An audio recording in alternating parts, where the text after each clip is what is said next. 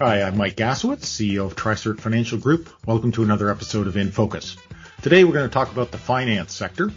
Joining me today is Lee Grimshaw, our portfolio manager responsible for this sector. Welcome, Lee. Thank you, Mike. Glad to be here. Great to have you on the show.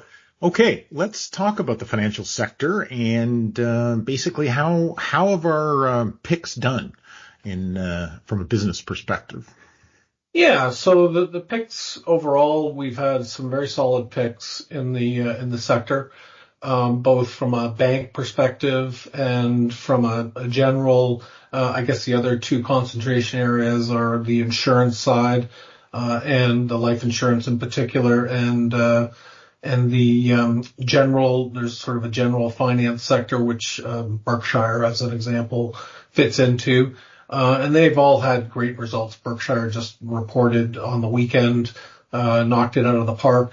And most of the life insurance picks have been doing well because of the declining interest rates.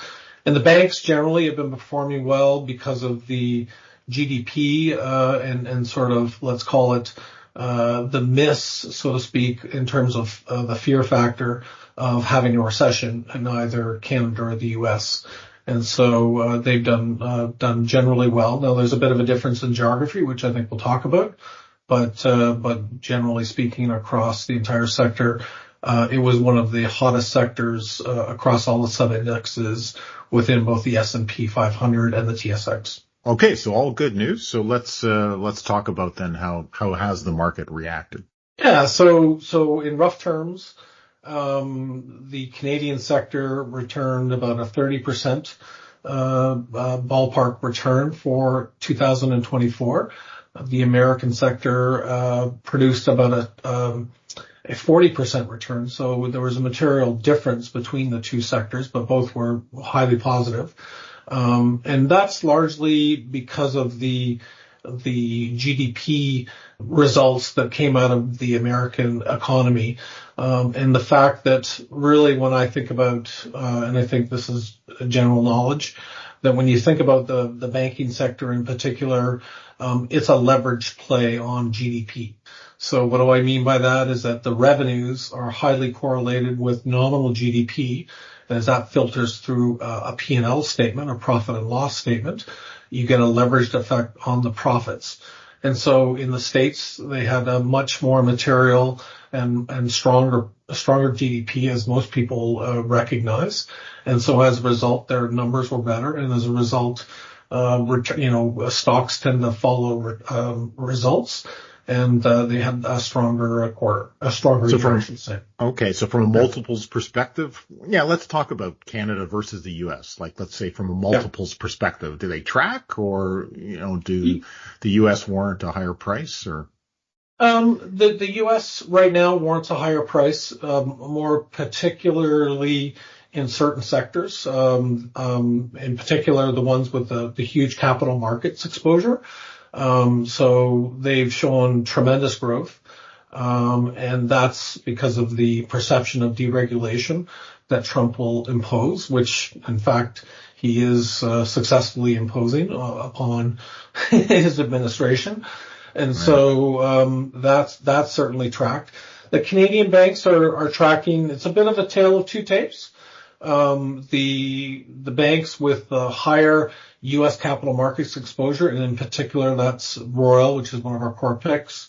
It's TD, which is one of our core picks, and it's BMO, which is not one of our core picks, but very much might be in the near term.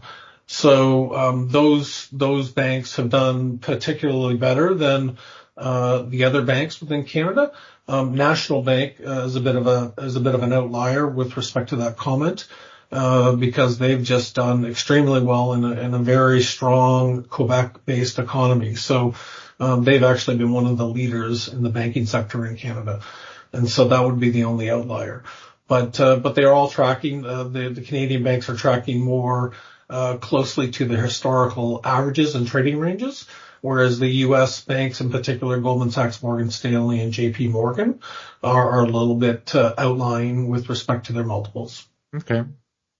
Any standouts you want to focus in on? Well, those are really the ones that I just talked about. Goldman Right. Sachs, Morgan Stanley, they're your pure play capital markets providers. Right. Canada just doesn't have a pure play capital markets provider. They have more like a bunch of JP Morgans in Canada, and I think we've named those names.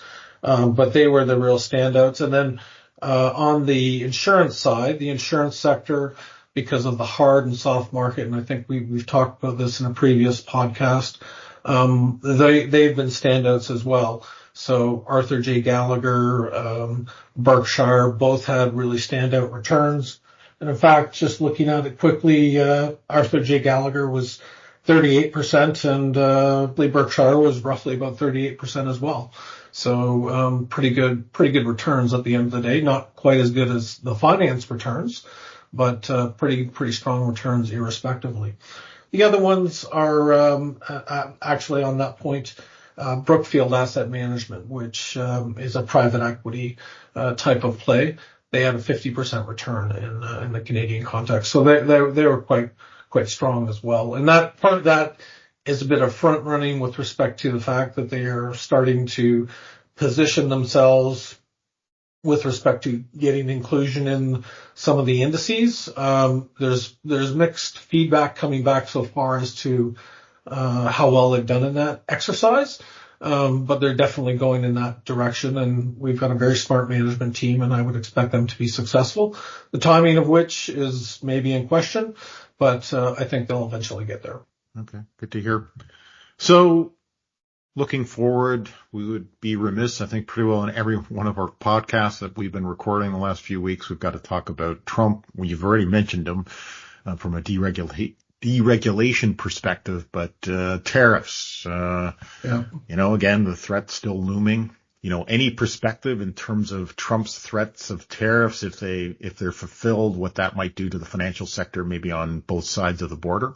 Yeah. So in the Canadian context, just as it is with the rest of the economy on the finance sector, it would have a material negative impact on the sector because of the leverage play that GDP has against the financial outcomes for the finance sector.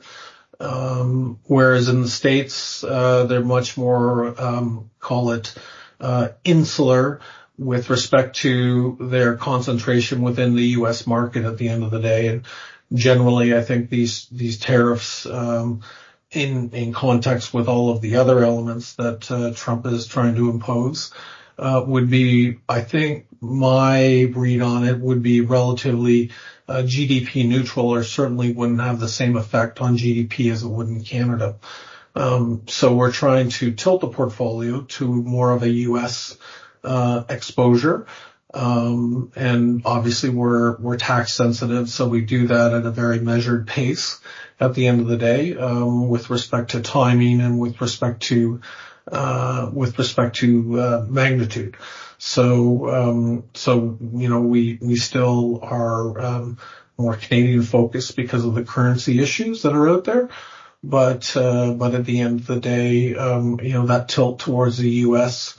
exposure should be good. And then that should set us up for another trade down the line as some of the noise disappears, hopefully. And so we'll see how that goes. Yeah, and I think it's important to stress here these are more adjustments than any wholesale move, right? Yeah, and that's right.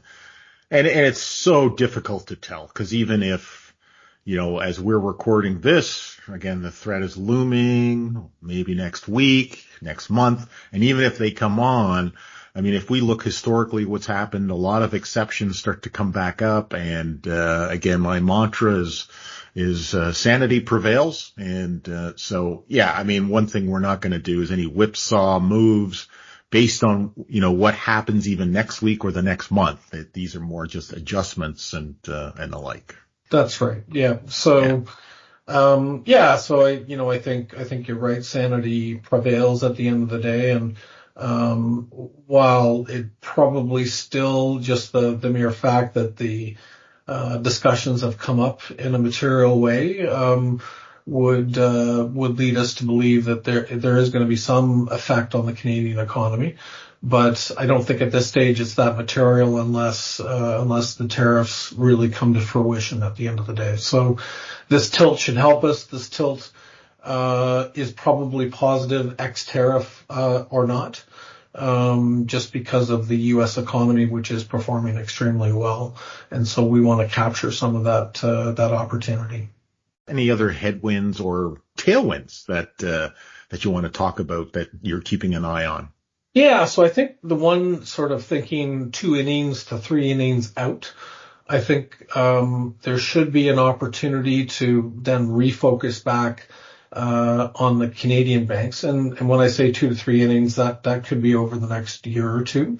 So there isn't, as you say, there's not a whipsaw here, but probably what's going to happen with the Canadian banks, as we get through this mortgage refinance wave in the finance sector, and a recession does not necessarily play out, and that's a big question. I don't necessarily know for sure whether a recession will play out, but if a recession doesn't play out, then I think, and the economy rebounds and gets through this wave of negativity with respect to the mortgage refinancing and the tariff threats, then the opportunity as the loan loss provisions, which have been building up over the past, call it 6 to 8 quarters with the Canadian banks, as they roll off, that's going to provide a major tailwind with respect to profitability. So, that tailwind, we're a bit of a laggard when it comes to sort of the North American economy.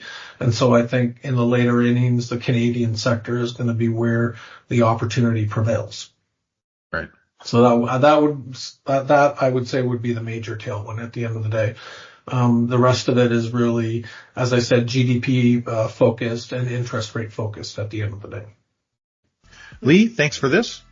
No problem. Folks, as always, if you have any questions, don't hesitate to reach out to your financial advisor at your accounting firm. Talk to your TriCert Investment Counsel portfolio manager, or don't hesitate to reach out to myself. Take care.